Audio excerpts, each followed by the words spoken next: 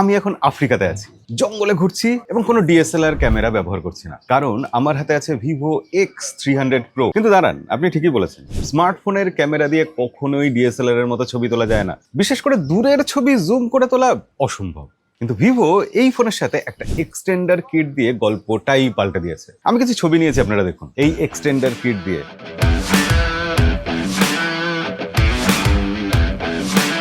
Wild life, wild animal, তাকে capture করার জন্য সবসময় যে আমরা ভাবি ডিএসএলআর ক্যামেরা লাগবে, এত বড় বড় লেন্স লাগবে, লাখ লাখ টাকা খরচা করতে হবে, ব্যাপারটা সবসময় সেরকম না। এরকম একটা ফ্ল্যাগশিপ ফোন আর তার সাথে এরকম একটা এক্সটেন্ডার কিট।